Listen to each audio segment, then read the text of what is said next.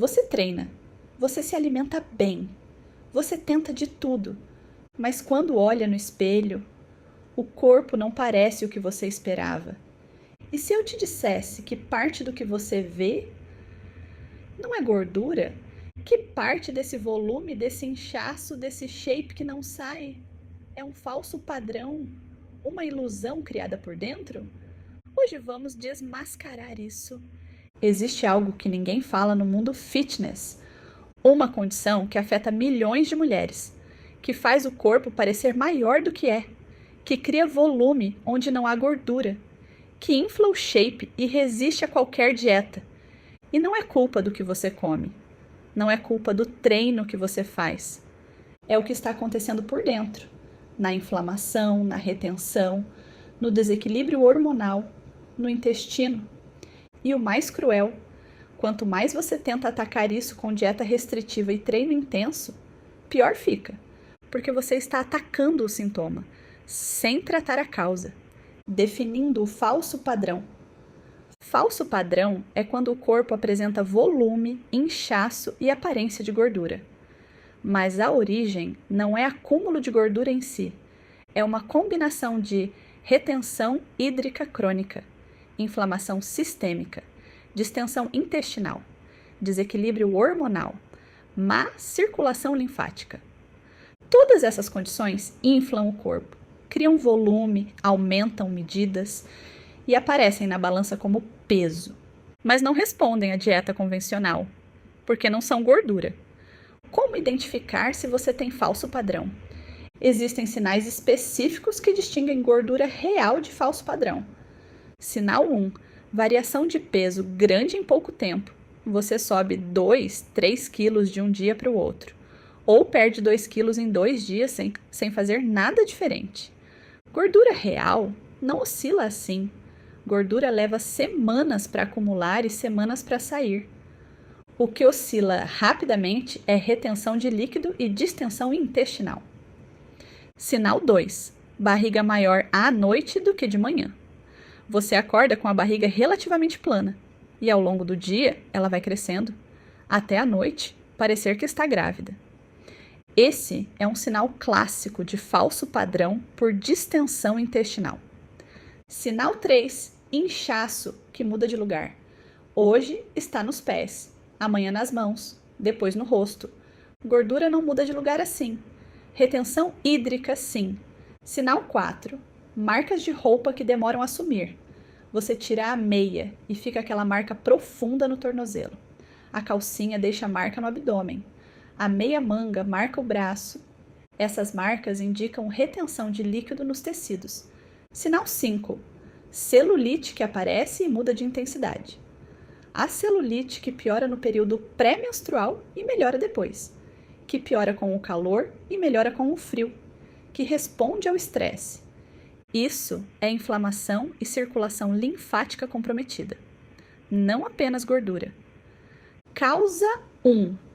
Desequilíbrio hormonal. O estrogênio elevado em relação à progesterona, condição chamada dominância estrogênica, é uma das causas mais comuns de retenção hídrica crônica em mulheres. O estrogênio favorece a retenção de sódio, e sódio retém água. Resultado: corpo inflado, especialmente nos dias antes da menstruação. Mas quando o desequilíbrio é crônico, a retenção não para. Causa 2. Cortisol elevado. O cortisol crônico também causa retenção hídrica. Além de estimular o armazenamento de gordura na barriga, ele interfere nos rins, favorecendo a retenção de sódio e água. Estresse constante. Corpo inflado constantemente. Causa 3. Intestino inflamado e com gases.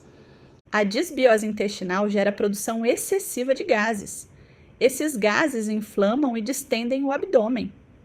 Resultado: aquela barriga que cresce ao longo do dia, que não é gordura, é gás e inflamação intestinal. Causa 4. Sistema linfático lento. O sistema linfático é responsável por drenar o excesso de líquido dos tecidos. Quando ele está lento, por sedentarismo, má alimentação ou estresse, o líquido acumula nos tecidos, causa inchaço, causa celulite, causa aquela sensação de peso no corpo. Causa 5. Intolerâncias alimentares não diagnosticadas. Glúten, lactose, frutose, histamina. Quando o corpo tem intolerância não diagnosticada, cada vez que aquele alimento é consumido, o sistema imunológico reage. Inflamação localizada, distensão intestinal, retenção hídrica, e a pessoa nunca associa o alimento ao inchaço porque pode não haver dor, apenas volume. Diário de inchaço. Uma das ferramentas mais simples e poderosas.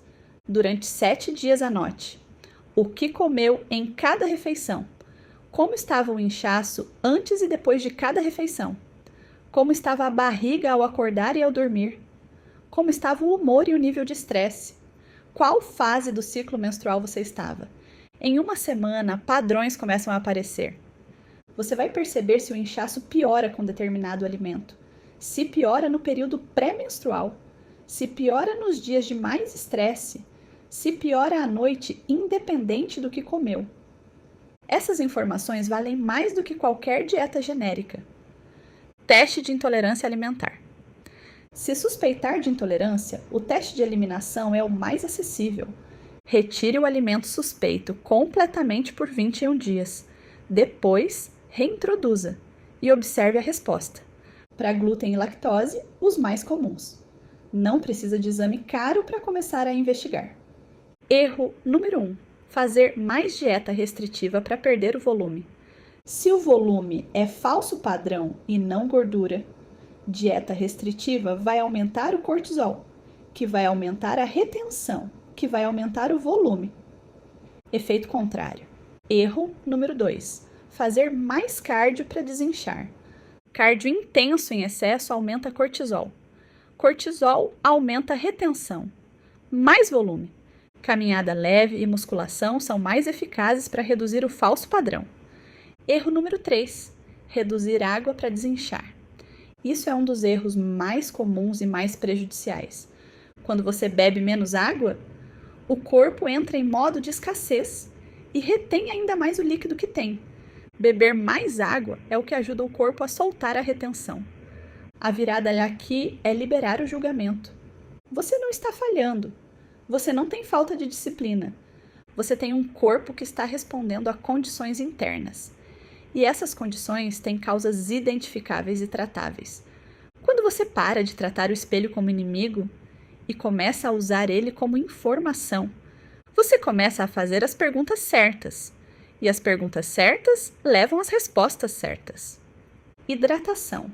Mínimo de 2,5 a 3 litros por dia. Água reduz retenção. Redução de sódio. Não eliminar, mas controlar o sódio de ultraprocessados e embutidos. Movimento linfático. Caminhada, yoga, pular corda suavemente. Massagem com escova seca. Cuidado com o intestino, fibras, probióticos, reduzir alimentos que geram gases para você. Gestão do cortisol, respiração, sono, momentos de pausa real. Investigação hormonal. Se a retenção é cíclica e intensa, investigar dominância estrogênica com médico. Para mulheres que lutam com retenção hídrica e falso padrão, drenagem linfática manual ou com equipamentos específicos tem mostrado resultados visíveis em ciclos de 10 sessões. Além disso, suplementos como cavalinha, dente de leão e magnésio têm ação diurética natural e podem apoiar o processo de desinchar.